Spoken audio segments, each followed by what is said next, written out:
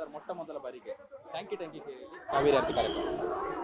ಹೌದು, ಇದು ಬಹಳ ಸಂತೋಷವಾದ ವಿಷಯನೇ.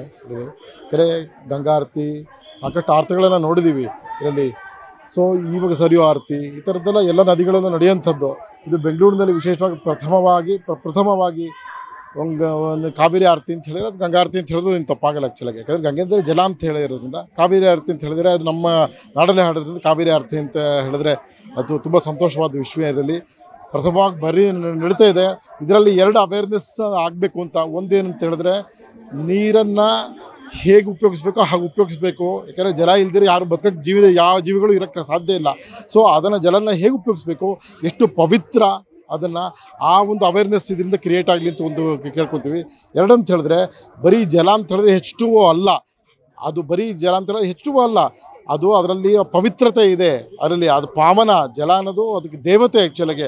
ಆ ದೃಷ್ಟಿನಲ್ಲಿ ನಾವು ಆರತಿ ಮಾಡೋವಂಥದ್ದು ನಮ್ಮ ಹಿಂದೂಗಳಿಗೆ ಒಂದು ಇರೋವಂಥದ್ದು ಸಂಸ್ಕಾರ ಆ್ಯಕ್ಚುಲಾಗಿ. ಇದರಲ್ಲಿ ಏನೋ H2O ಅಂತ ಹೇಳ್ಬಿಟ್ಟು ಬಿಟ್ಬಿಡೋದಲ್ಲ. ಇದರಲ್ಲಿ ಆ ದೃಷ್ಟಿನಲ್ಲಿ ಈ ರೀತಿ ಒಂದು ನಡೀತಾ ಇರೋದು ತುಂಬ ಸಂತೋಷ.